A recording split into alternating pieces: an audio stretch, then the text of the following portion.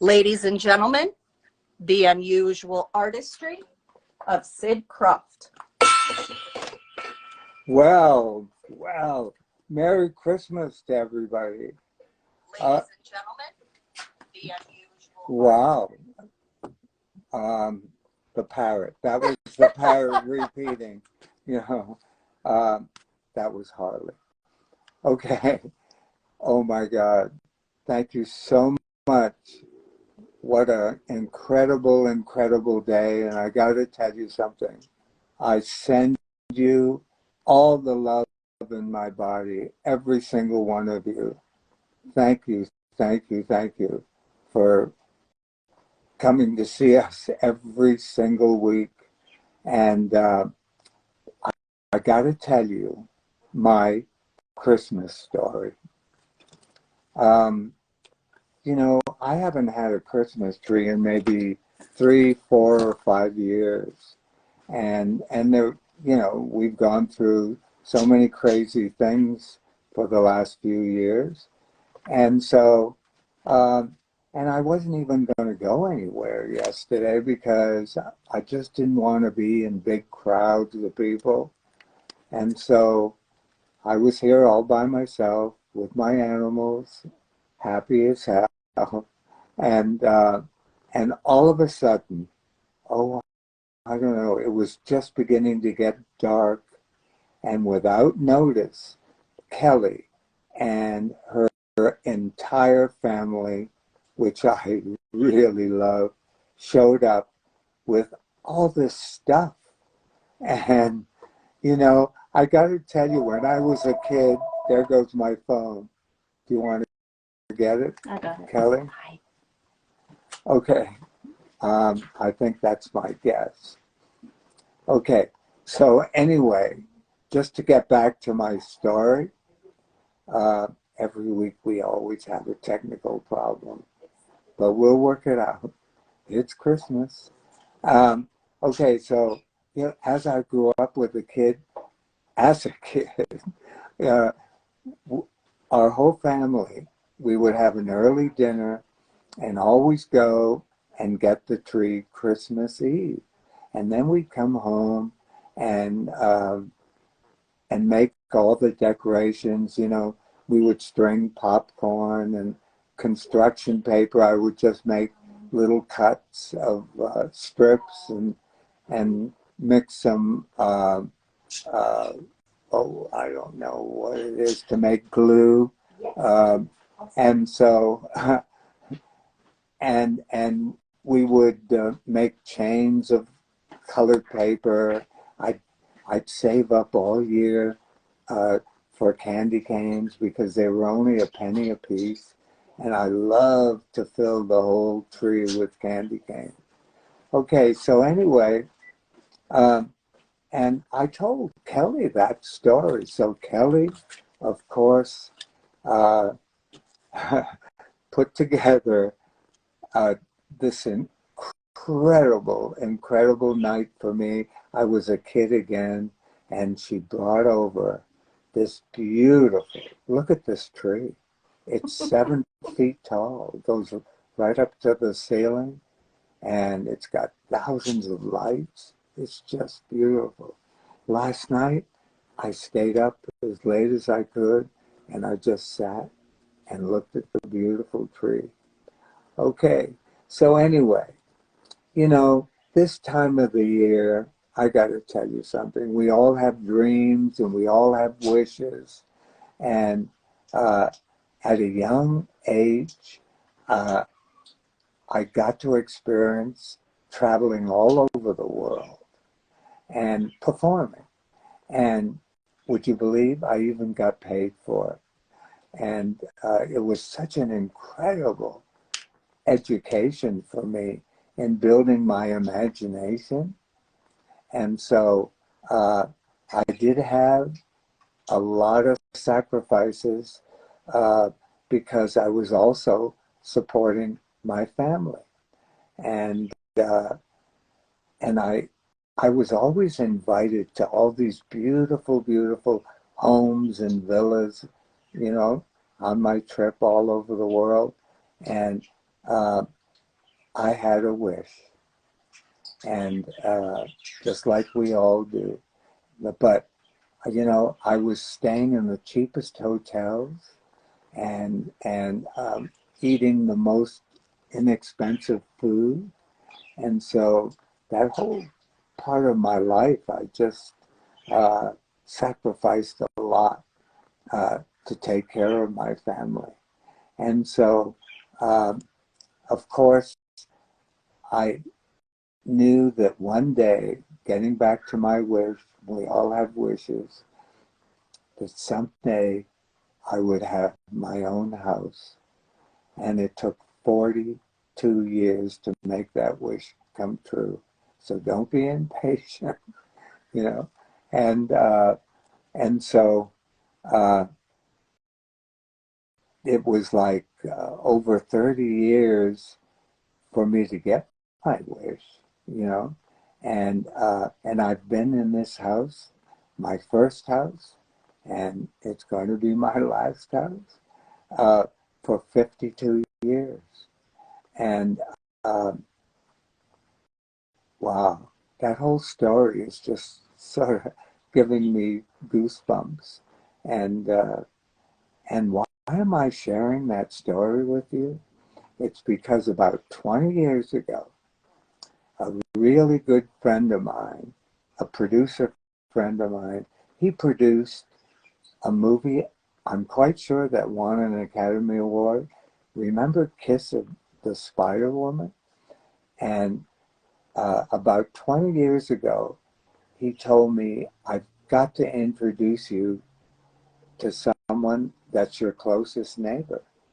And uh, and that's going to be my guest. We became the just the best friend. And what a beautiful day for my guest to come on, because ladies and gentlemen, I love this woman so much, and we all love her. Wait until you meet, ladies and gentlemen, Beverly D'Angelo. Come on down, Beverly. Push that button. Oh my God, you did it! I did it. Merry Christmas. I did it. Merry Christmas. There's Look at your Christmas tree. Yeah, I got my Christmas tree. Look at this. I made these ornaments. Can you see them? Yeah. How pretty. It says Happy Griswold Days. Yeah, and I wonder why. Yeah. What a perfect day for you to come on, Mm-hmm. And what a huge honor, because, I mean, last night on MTV, they had a huge 2-hour special about the most important Christmas movies of all time. And of course, they did a whole segment, and I saw you, flashes of you. I even, did you see it? No. Yeah, it was fabulous. It was really fabulous. So one of the great movies, Christmas movies. It's a Christmas So you're, movie. No, now I'm the queen of Christmas, because I have a movie that's out right now that's a Christmas movie. I know you do. Everyone has said how great that movie is, by the way. It's so much fun. It's pure energy. Oh. Hey, I have Sid, Anton. I know. That's Anton. Anton and Olivia are Beverly's beautiful twins that I watched grow up, because you've been my neighbor now. It's got to be 20 years, right? Well, it's technically since 2008. Yeah. So that's 15 almost. 15 years. Well, look, I mean, and we've grown up in 15 years, so let's face it. Because when we met, we were 30. And now I'm 8 or whatever we are. Look at you. Look how beautiful you are. Oh, I have makeup on. Yeah. That's what. Hey, Beverly, you know what I love about you? Everything. No, everything, but something that you've always said to me, and I've heard it so many times. When I tell you to Be, fuck off. no, no, no, no. Well, we always say that. Yeah. No, be yourself. Oh, Be yeah. yourself. Yeah.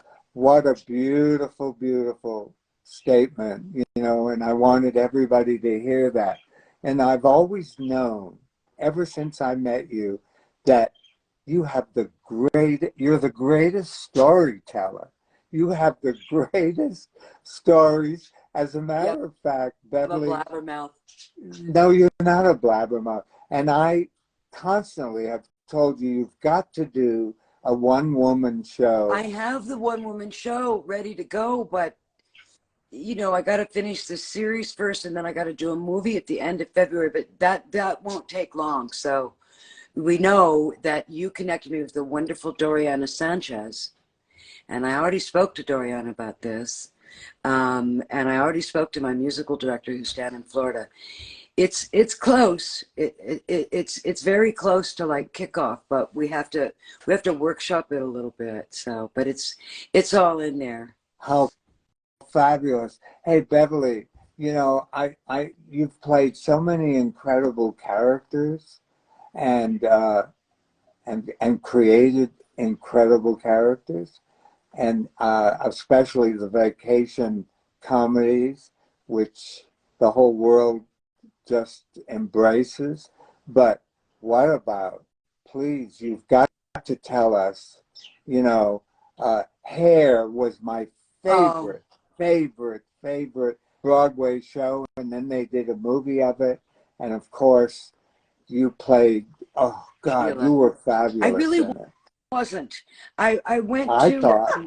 well, first of all, to even to get an audition for the film, it was directed by Milos Forman, who had just won Right. 5 Oscars for One Flew Over the Cuckoo's Nest, one of our most brilliant directors in Incredible. film history. And so the requirements were that you had to be preferably that you'd never seen the play. It was okay to know about it, but because the play came out you were out here when the play came out, and that was what, like 67 or something? Yeah, well, I saw it on Broadway, and then it came out here, and it played for maybe a good solid year on Hollywood Boulevard, no, on Sunset Boulevard, where Earl Carroll's Vanities was. Yeah, and they made the Aquarius Theater. The Aquarius Theater. I was out here working at Hanna-Barbera when that was playing, but I had no interest. Anyway, but part of the requirement, because you had to be younger, and the people who'd been in the play were too old. So, you know, for the story. And plus, here's the other thing that Milos did. Milos, and it was a bone of contention with Rado and Ragni too, because the musical of Hair had kind of twisted that medium of Broadway on its ear. It was very unusual. 12 actors playing all these different characters, and there wasn't really a plot line, a storyline. And so what Milos and Michael Weller, who wrote the screenplay, endeavored to do was to use the standard approach of a musical, in that every song either developed a character or furthered the plot. So they you know, had a definite storyline. They had a through line, and every character was developed, and the songs that we sang had to do with who we were or taking the story along. And that was very traditional in that way. But he translated it into his medium. And what a great score it was too. That was, they took all the songs, right, and placed them in a story. It was a great movie. And what about Patsy Cline and Coal Miner's Daughter? Well, I wow. did, you know, when I did the film of Hair, I always say that I learned how to act in that medium. I'd done a Broadway show, a musical version of Hamlet, but it closed right away. And I really wanted to be a singer. And I had sung with this guy, Ronnie Hawkins, when I was 18 in Toronto. I'd lived in Canada. I was a Canadian for a while. And so I knew about Patsy Cline, but not a lot of people did when they were making Coal Miner's Daughter. She was a singer, but she certainly didn't have any records that were released or anything like that. And she had a pretty brief career, actually, before she died. So anyway, I knew who Patsy Cline was. And my audition for Patsy, because obviously, you know, I'm not 5'10" and I don't have black hair, and I wasn't, you know, from Southern. But what they did was, it wasn't a screen test, it was an audio test. So they took a Patsy Cline song, I think it was Crazy, and they took her voice off and sent out the tracks here. And I went into a studio and sang Crazy, and I got the part. I didn't take it at first, though. I didn't take it at first. Why is that? Well, because at the same time, I was in New York at the time, and I was in the process of a rather long process of auditioning for Raging Bull. And I really wanted that role of Vicky LaMotta, who's Right. like from the Bronx, and Yeah. and I really wanted that role. I went after it with a vehemence, but I was also, you know, auditioning for other stuff, and so I got Coal Miner's Daughter at the same time that they wanted me to do a screen test for Vicky LaMotta for Raging Bull. And I'd had meetings with Marty and De Niro and stuff, and improvised and things like that. One of my lines ended up in that movie. But anyway, what happened was, I did the test, full costume and all that, and a couple of scenes with him. And I knew that they were testing me and Kathy Moriarty, who's a great friend of mine to this day, by the way. But anyway, the very next morning, I mean, literally, like as soon as the film was processed, because, you know, they had to process film. It was like 8 o'clock in the morning. Martin Scorsese called me and he said, listen, if we were going to go with an actress, you know, you were great, but this Kathy Moriarty, she really is this. She is this person. And we were worried that when she got in front of a camera, you know, she wouldn't know what to do. It wouldn't happen, but it was a dream. And I said, fantastic. And I called up my agent. I went, hey, remember, I said no to Coal Miner's Daughter. Can you like call him back? And he went, don't worry. I didn't tell him that you turned it down. So I was off to very quickly. I was off to Nashville to do the pre-record for that. And I knew all the songs anyway. And the producer of the soundtrack and all of the songs that we sang on Coal Miner's Daughter was Owen Bradley, who had produced Loretta and Patsy. So that was fantastic. And to get into the character, because I really wanted to be a singer, and that's how I kind of related even to scripts. You know, they looked like music to me, and my roles looked like harmony parts or lead lines or whatever. That's just how I interpreted it. Didn't you start in you told me a story once in a topless bar? Oh, well, when I actually immigrated to Canada as a studio vocalist. That's a whole other story. I lived on a bunch of communes. I have a square dance band, you know, first circle out to the couple on the right, 3 hands round, and mind you now, don't forget to swing that girl, the girl you left behind you. So I was living on this commune in British Columbia. I had this square dance band because I really didn't want to take care of the pigs. And so that was my contribution, and everybody was musical. So we played all these writing clubs, and it was really great because these people knew how to square dance. And, you know, I would do acid and make up all these square dances, and they could do Alamand, all around the hall now, circle to your partner, grand, right and left. And they're like, what? But they would follow it. So there were like these, and I just remember being so high and going, God, that's beautiful. It looks like a star. Anyway, the point is, I digressed. The point is that somebody came through town and said, I've got a recording deal and I want you to come and do backup, because I was always really good at harmony and I could harmonize with myself. So I went to Toronto, did that, and boom, explosion. I started doing studio work, and I immigrated to Canada as a studio vocalist. And courtesy of this wonderful man named Paul Hoffert, whose kid I babysat and everything. I was very young. I was 18. And, but I was a real go-getter. And so I would, you know, do studio work, and I also would look in the newspaper for work. And I would always go to the want ads, because Toronto was a really, really musical town in 1970. Oh, yeah. It's Still is. like New York. a tiny New York feeling. Yeah. I mean, but musically it was on fire, and there were so many great musicians there. And so what happened was I got a job at this little jazz combo. We called ourselves Spring Fever. And then the organist said, hey, listen, I've got a great gig where we can play whatever we want. You got to come and be the singer for this, and we can do anything we want. Because, you know, we were jazz musicians and Right. messing up and everything. Didn't want to play to a crowd. And I said, okay. And he goes, come to the Zanzibar. And so the Zanzibar was a topless bar on Young Street. And the stage was so small that his organ didn't fit entirely. It was halfway on the bar. But I stood in between two topless dancers that were on these oil drums with the tops cut off and plexiglass and light that shot up through the plexiglass onto them to illuminate their, you know, twat. And I would sing for 40 minutes, and then I think it was 50-minute set. No, it was 40 minutes, 40-minute set. And then I would say, and now, gentlemen, it's swing time. And these trapezes would come out from the ceiling right in front of the two girls with their G-strings on. And they'd sit on the trapezes and they'd swing over the heads of the patrons, because it was a very narrow building, and the seats were like stair steps. They were so narrow, and they had free popcorn. So all these guys would like sit there and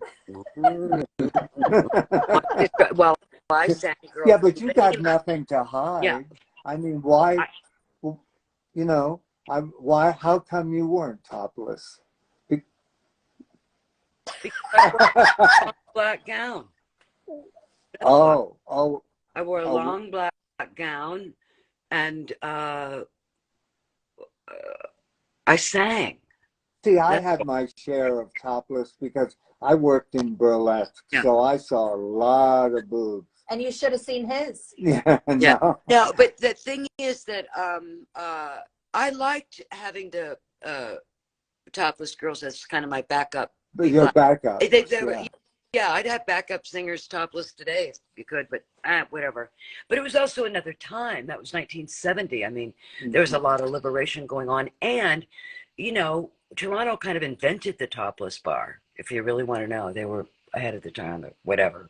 Anyway. You know, I worked with Gypsy Rose Lee, and she never took anything off. Yeah, well, you know, that's the deal. It's better in the imagination. And so, hence a long black gown.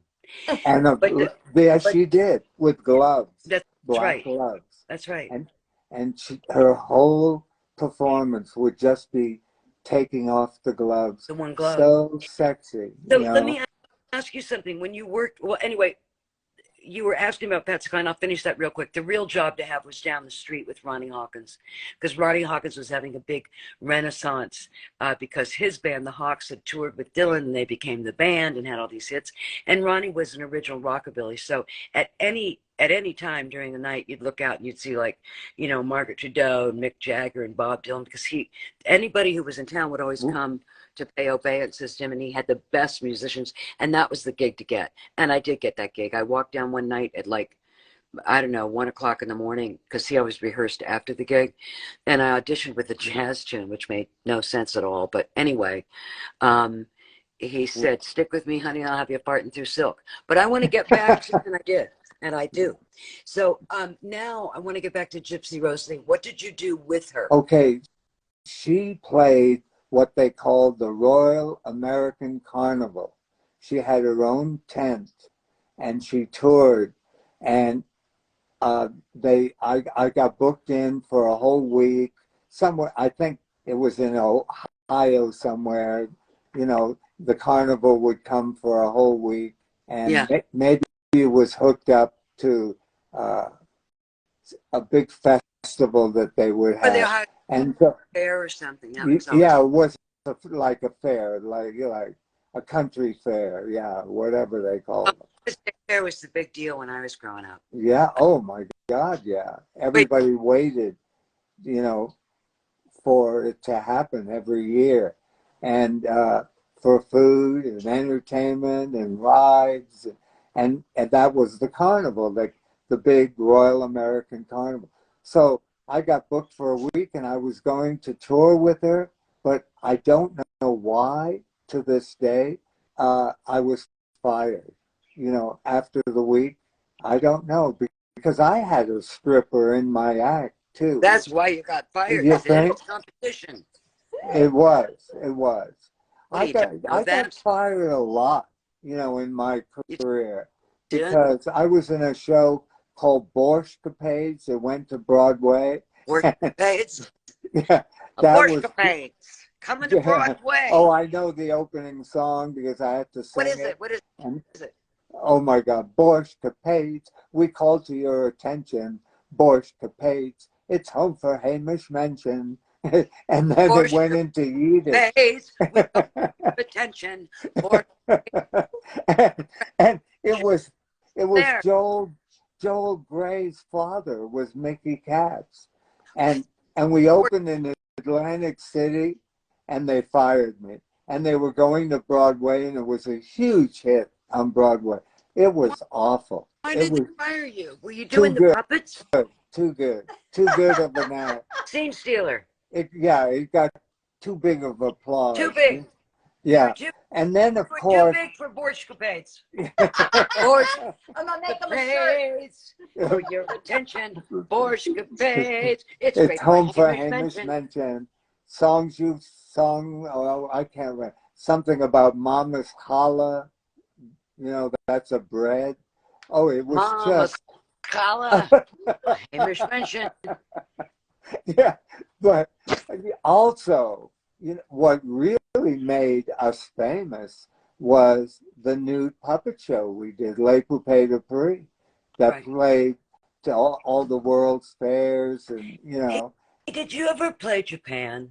No, but I went there. Have you ever been? No. Oh my God. It's so incredible. I am praying to go. I know that it's Tokyo. really weird. They're not opening Violent Night in Japan until February. Wow.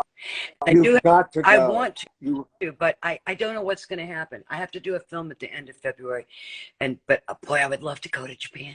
it's just the most incredible country. You know, the airport is a solid hour away from Tokyo, Well, but it's worth the bus ride in oh, because the countryside and oh my God, it's so beautiful. It's just, and the people are incredible. you know what I love? I love this concept that the reason that you bow in Japan when you meet somebody is enter the space gracefully. That's right. Yeah, Meet someone and you bow so that you gracefully, you know, arrive in their space. and you know what else? They ask you permission for everything. Could I please have your permission to open a door or permission to put your food down on the table? It's beautiful. If you dropped your wallet in the street and came back 3 hours later with all the people, nobody would touch it. Really? They have no crime. Wow. You know, it's My car stolen out of my driveway. when? Don't you remember? Oh, of course. Oh, yeah. Talk about dropping a wallet in Japan. They stole my car, and it was parked literally 10 feet from that kitchen door. Now, what kind of a... Well, How did they do it without the key? I felt sorry for them. What? How did they do it without the key, or did you leave the keys in? Well, You did. I found out, my love, that because there were a lot of car robberies on this street, and it was Lady Gaga's security system that helped the police catch these people. But what they would, because it was an electric car, and you know those key phones that are remote. Of course. They had the code and could go like that. You know.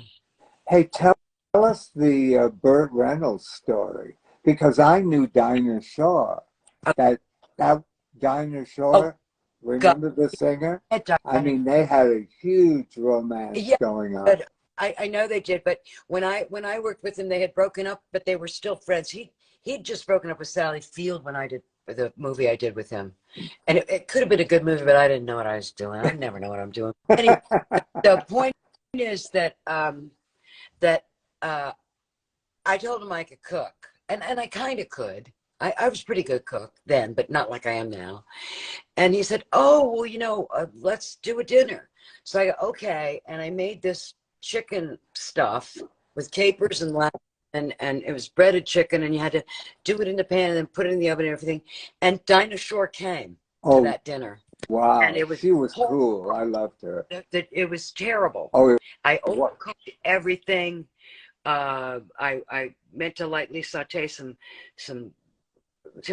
tomatoes and fresh oregano, and they were like sauce. I roasted some vegetables. I sucked. It was a terrible, terrible dinner, and she was so wonderful because I said to her, she said, "Oh, like nobody was saying this is delicious." Dom DeLuise was there too, and I leaned over and I said, "Listen, Dinah, I really messed up this dinner. Just so you know, I don't think it's good." And Beverly, it doesn't matter. We're just talking anyway. And because really, nobody finished the meal. Nobody said it was great. It was terrible. It's a huge embarrassment.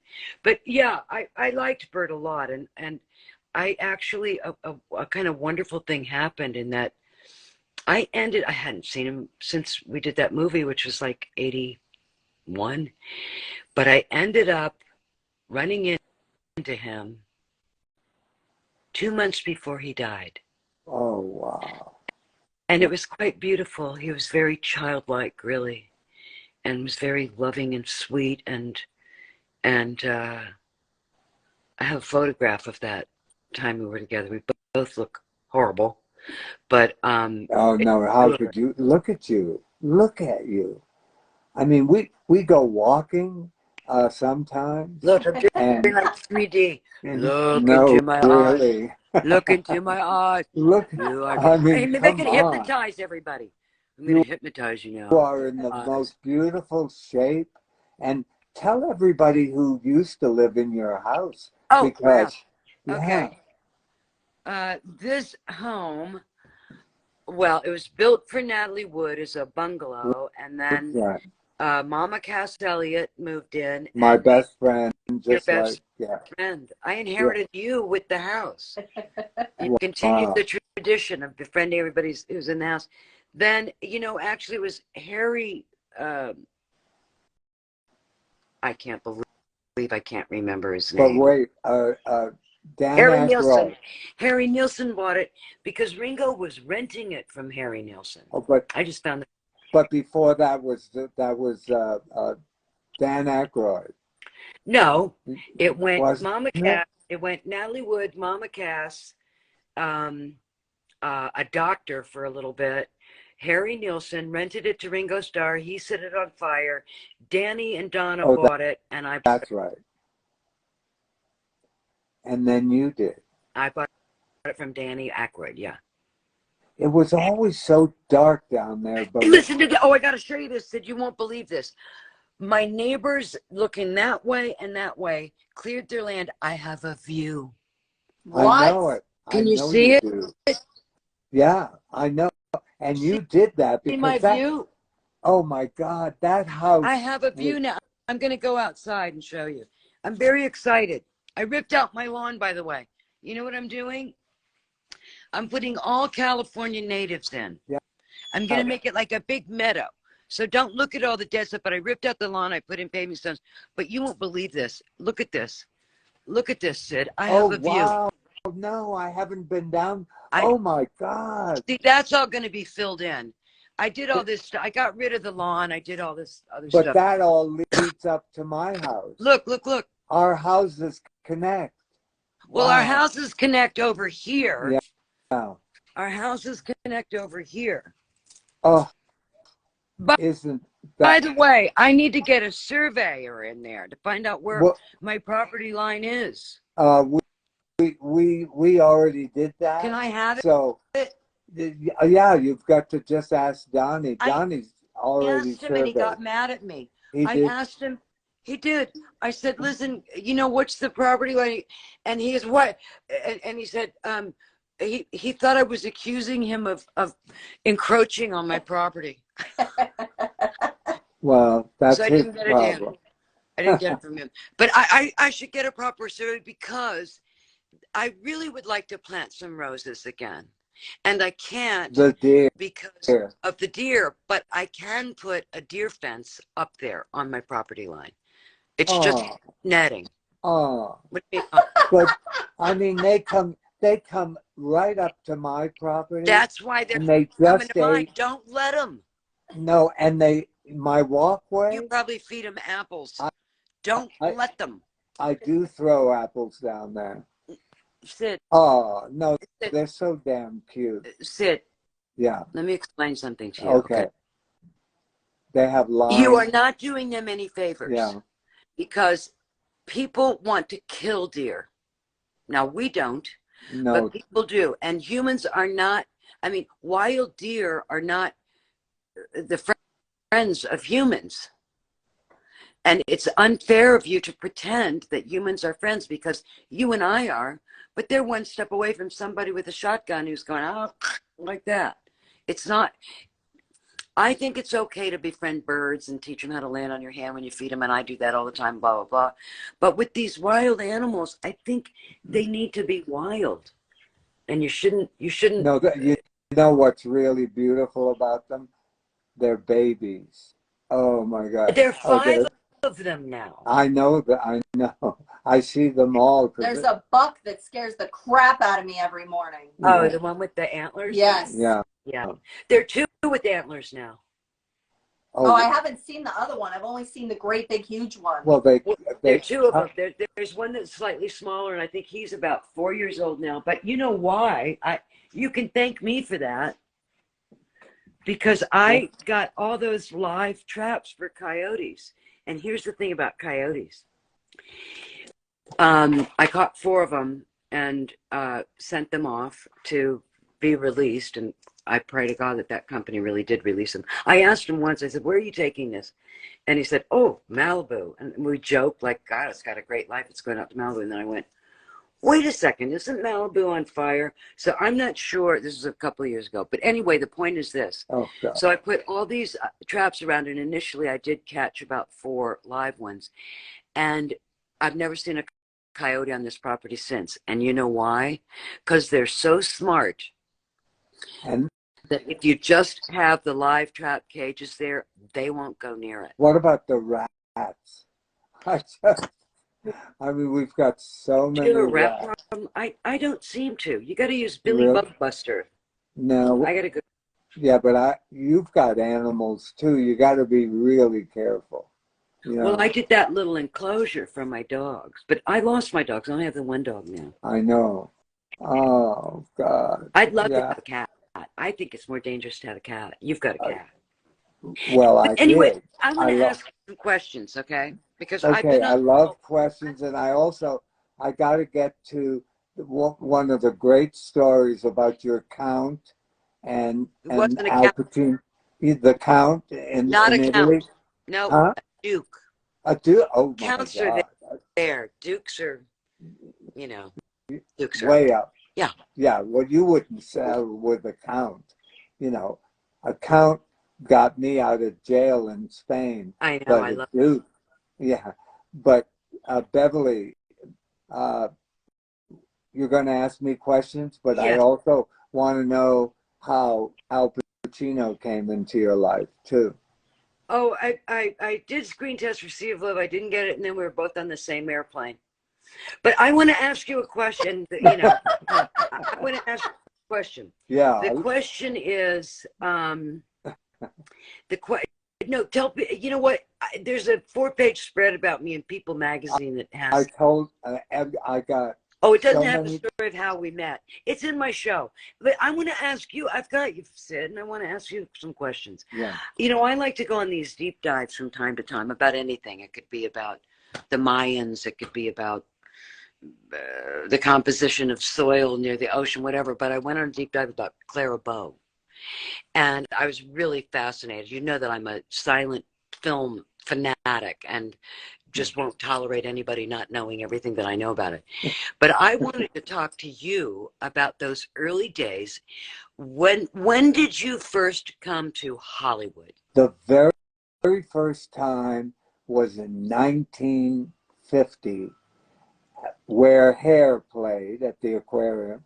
That was the Earl Carroll Vanities. And they built that building. Earl Carroll built it. He had already, he died in a plane crash, so I never met him. Months before I came out here, that was the very first time was 1945. That's right. Yeah. I think it was, actually, I think it was 39, but go ahead. No. The Ringling Brothers Circus. Yeah, that was 1946, actually, because 45 East Coast, 46 West Coast. And the only reason I wanted to come out here is because on La Cienega, there was a theater called the Turnabout Theater. Elsa Lancaster, remember her? Sure. Was on the live end. There was they had like trolley car seats that you flipped over, and there was a live stage on one side, and then you flipped the seats over, and on the other wall was a puppet stage. Wait, and they did it. Wait, whoa. What do you mean you flipped the seats over? You remember? And you don't remember. You're too young. But the trolley cars couldn't turn around, so they just flipped the seats. The seats flipped, and then you went the opposite way. It would go to the end of the line. When you say flipped, do you mean they turned around? No, just flipped. Okay, can you show me with your hands? No, yeah, you. Hold on. Let me zoom out, because he does talk with his hands. No. Okay. To me, flipping means something goes up in the air and doesn't serve. Do it. Wait a minute. The back of a seat. Yes. Had a handle on the side, and I don't know what the gimmick was or how they constructed this, and they just flipped the seat. Okay. And then when you say flip, did they swivel it around, or did they? No, it stood. The seats were permanent on the trolley car. The trolley cars were on Santa Monica Boulevard. I understand that, but explain to me, Kelly, can you get a chair and show me what he's talking about? What do you mean they flipped? Weren't you sitting in it? Yes, you were facing, you went one way, right? And when You're going they flipped, downtown. what position? When the chairs flipped, what position was your body in? I don't think anybody was sitting in them when the chairs flipped. No, you stood up and you flipped them. And then you had to get in the seat on the other side. And then you sat down again, and the trolley had, each end of the trolley had the engineer would just walk to the front of the trolley, and it had the same equipment that ran the trolley. Does that make any sense? Well, no. I want to tie it into Elsa Lancaster. So what are you saying that the Turnabout Theater had the same thing going on with the chairs? Yes. There you go. You saw the live show, and then you flipped, and then you saw the puppet show. The live show was an hour, then there was an intermission, and then the puppet show. So, so you would face one way to see the live show and another direction. Wasn't that incredible? Yes, and you did the puppet show. No, I came here to see it. I was you went Ringling Brothers. Ringling Brothers in the Freak Show. Did you ever in your Freak Show days? Did you ever? I just remember in Columbus, of course, that was like in the 50s, but there was the Frog Boy. I think it was Freddie the Frog Boy, and he'd say, "I can take my leg and put it over my head," and his bones were like rubber. They called him the Frog Boy because he was in an oddly positioned. He had an oddly shaped body and couldn't stand, and his legs kind of went out like a frog's would go out. And then there was the Alligator Woman, who probably just had horrible psoriasis, and I can't remember the other. No, well, we in the Ringling Brothers Circus, we had real In those days, they called them freaks. You know, the man without a face, the giants. They, Well, you know, you know, we never saw anything like. There was a woman totally tattooed from her neck to her ankles, total, her whole body. You know, and the tattooed lady. No one ever saw anything like Lydia, that. You saw a Lydia, sailor. Encyclopedia, Lydia the tattooed lady. Remember that Mark Snyder song? The, But, you know, tell me about that circus community, because, yes, outsiders would call them freaks, but when you think about it, these people were able to make some kind of living. and they didn't like each other. They didn't. No, Oh, no, oh, see, I not wanted to think that not at everybody all. in the They circus liked each other. there was great jealousy between each other, and of course they hated me because I was not a freak. Well, Well, you know, let's you not be the judge. exaggerate. You be the judge of that. Yeah, Uh, and you know, and my banner when I first joined them, losing my it. banner was way at the end, and then they put it next to the stars of the Yeah, show, which were the giants, I'm plugging Mr. it. and Mrs. Fisher. Yeah. Huge. They were like, I don't know, 9 feet tall. I mean, it was like unbelievable. Their hands were huge, huge, you know. And they sold a ring, you know, for a quarter. Wow. That was, I mean, you could use it as remember the rings that they had on for napkins? Yeah. Yeah. Yeah, that's how big Well, those. Sid, let me ask you this question. So, Yeah. if you had to distill it down into like a sentence, what would you say that your experience in Ringling Brothers taught you? Oh, it was so dark. It was so scary for me because I was so young, and it was a world not like kids always wanted to run away with the circus. No, My no. mother did. Yeah, I My know. mother ran away with the circus. And what was her experience? Well, they hauled her back to Columbus and said she was crazy and gave her a bunch of shock treatments because she had gone to Smith College on a full Wow. 4-year violin scholarship, and she graduated summa cum laude and then went to join the circus. Wow. Yeah, that's true. And my step aunt Sybil had been a Rockette for a season, and very unusually for the time, for 1949, wanted to be a psychiatrist. So she was like taking Psych 101 when my mother Priscilla had absconded to Sarasota, Ringling Brothers. She was a Barker. And my aunt Sybil said to my very patrician grandfather, Howard Dwight Smith, she's nuts, and there's this new cutting edge treatment. So they brought her back and they gave her shock treatments.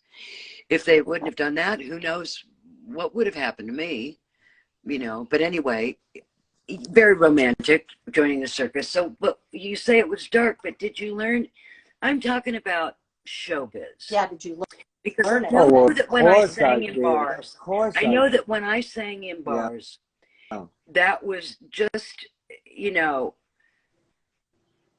a whole education about, and these were, you know, bars and drunks and stuff, but you learn to sense what somebody needs from you, you know, and you learn how to make a presentation no matter where you are. And because I mean, the stages in bars are like not a stage or anything like that. But what did you learn performing in front of people in the circus? What did the fans like? What did they need? Did they just need joy? Oh, you mean the people that came to see the show? Yeah. What did you learn as a performer performing in front of that kind of crowd? It it's such a huge story because there were so many uh, hardships for me. Every day I was making $50 a week, doing 12 shows a day, which was a lot of money. You Yeah, know, yeah, 50 is not bad for no, that no, time. they offered me 40, and I became so frightened that they offered me the job because I'd never been away from home. And to be away from home as a 15-year-old kid and, you know, and live on a train, they told me I was going to see the country. Sounds heavenly. No, I saw nothing because I was the upper berth, and there were about 2 inches of window, Oh, unless on the upper berth, and below me was the fire eater, and he smelled like kerosene, and all the well, you're strange. giving away trade secrets now, Sid. That's trade. You're giving Why away is the that? trade secrets. What are you talking about? But listen Well, to this. And we made a movie about my life in the circus. It I was didn't the know movie of the that. week. It was called Sideshow. I wanted to call it Freak, but they at Well, practices and standards. well, where can we see that? Oh, it's out there, and it's Connie Stevens is in it, and Red Buttons, you Who know. plays you? uh, a kid that I can't remember his name, but he had a big television show. Uh, Something about, Kelly, you should be Googling this right now so that we can yeah. find out. No, it wasn't a very good movie, because they practices and standards wouldn't allow to tell the real story, and but it was interesting, Well, to have a movie done of your life in the sure. circus. Yeah, When you and I first met, you were in the process of writing your uh, autobiography, and you wrote the most beautiful chapter about the a circus. friend that you made in the circus and the racism and Oh, how you befriended someone who was very dear to you, and it was so that's a movie. That's a movie. yeah, That definitely. friendship. But you know what? We never finished that book because it really wasn't in my voice. But as we speak, we're doing a documentary now, and it's going to be, we just started shooting it. I love that, Yeah, Sid. That's because, fantastic. well, my life story needs to be told, and that's the It reason. really does. And I love that you do this every Sunday and you share so much of yourself. And you are so, so, so beloved.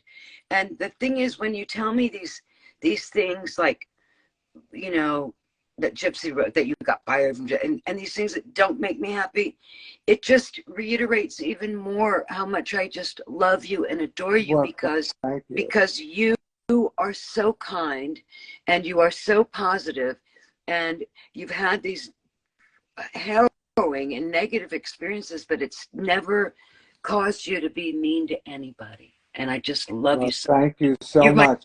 You know, inspiration, Sid. You really are. You thank you. inspire me every day, and you know that. And you know, and maybe your listeners don't know, or your viewers, but you know as well as I do that when I really get, if I get into a dark place and I get scared, which I rarely do, I call you. Thank you so much. Yeah. You're so important to me, and I love you Well, so much. you are so important to me too. Thank you so much for that. Borscht Incredible. And you know who else I work with?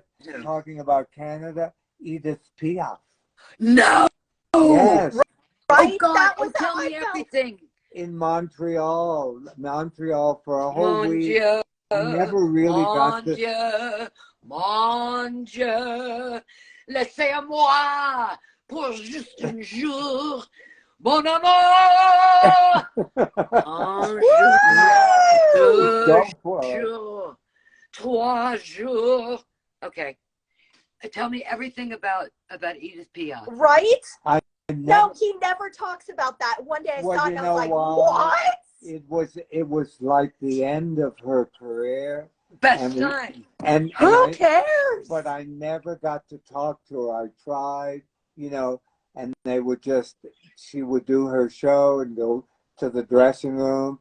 I wanted to just sit down with her, you know, because many years later, no, it wasn't many years later, I went to Paris and played the Lido for a whole year. So, yeah. Oh my God. And the Folie Bergère, you know, so. It's terrible. Can you see yourself? See, the one thing I don't like about this is I can see you, but I can also see me, and I'm looking at all this weird stuff. I don't like What it. are you talking about? I'm looking at me. Holy shit, I am old. I am really. I just, Isn't it great? oh, I can't look at myself. No, don't you ever. I Nope, took all nope, the mirrors nope, out stop of my it. house. Nope, nope, nope. What? Stop that right now. I mean, stop that right now. I will not tolerate anything remotely related to ageism. God bless you. Thank you. I'm not allowing you to say that, because you can hear yourself say that, Sid.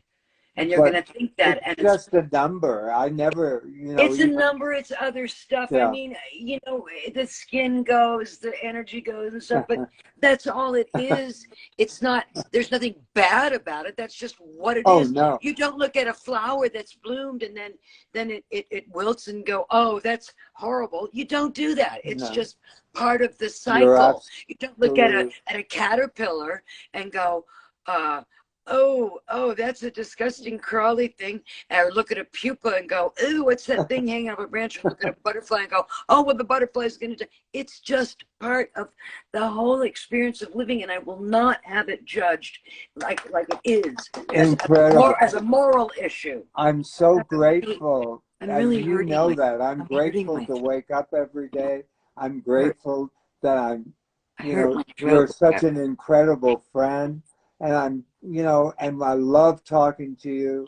We always talk a couple of times a week. And Merry Christmas. And Merry spending today with us. And so thank you so much, Beverly. My pleasure. And to be continued. And everybody out there, I'm going to see you next year. Oh, thanks everybody for hi everybody, and thanks everybody for tuning in to Borshka Page. That's a good way to go out. Yeah. And go and see Violent Night. Violent Night. It is so good. Okay, here's the thing. It's streaming, but I promise you, it's the kind of movie you want to see with the crowd. And the theaters are still crowded. It's a hit. But you want to see it with the crowd because people react to things as a group in a way that you don't when you're just watching it one-on-one. So I urge you to go to the theater, get some popcorn. It's a popcorn movie. It's just pure entertainment. Get some popcorn, get something to drink, get those Milk Duds, get those Junior Mints, and just sit there and enjoy it. And get People magazine. What a fabulous spread. Unbelievable. Does that make 3 pages. Make me legitimate now? Oh my God. It's like you're famous. I'm legit. Now I'm legit. Yeah. People. Oh, and you have a real Instagram now. Oh, I know. Official Beverly D'Angelo. It's called Official Beverly D'Angelo. It's fantastic. Yeah. Fantastic. That's and, and you have a blue dot too, don't you? Well, that's the thing. I got terrified. So, I mean, that's a whole world. I don't know if I belong in that world, but what the heck? You know, you can't like just sit there and go, oh, I'm not going to do that, or I'm not going to do this. You know, it's everything, Sid. We got to jump on everything. That would be like saying, oh, I don't want a telephone, or I'm not going to drive a car. Got to do it. Okay. All right. Love you. I love you more. Okay. Thank you. Yourself, Sid. Okay. That's what, oh wait, that's probably not nice, but that's what yes, it's official, Donnie. It's called official Beverly D'Angelo, no apostrophe. That's Donnie Malls right there, our beloved neighbor, your son. He's watching. How cool. Donnie, Merry Christmas. Oh God, are you mad at me, Donnie, for saying that thing about the surveyor? Uh-oh. He's on his way down here. That is so Don't you remember? cool. I felt so bad. I felt so bad. Okay. Donnie, Terry, oh my God, I miss you. Lucas. You'll be home in a couple of days. Okay. Have a safe trip back. Okay. And Lucas, I know oh, look, you're having a ball. Not mad at me. Lisa Renteri just said hi, Donnie. Sheila Delaney said Merry Christmas. Using your group. Yes, I'm using Bobby NW360 right now. But that's because of another thing that's so long to go into, I can't. But my blue dot Instagram and the one that I post stuff on is official Beverly D'Angelo. Yeah.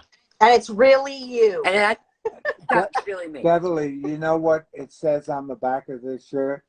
What? I'm picking up on good vibrations. I'm Isn't that picking up cool? vibrations. Okay. Good vibes. Love you. Thank you, everybody. And I love you. Okay. And everybody, I'll see you next week. Yay, Sheila, thanks for following me. Yeah. Okay. Bye, everybody. Merry Christmas, everybody. Tomorrow is still Christmas. It is? Love you. Okay, bye. It is. It's a federal holiday. Okay. Bye. Arrivederci. Bye. Bye.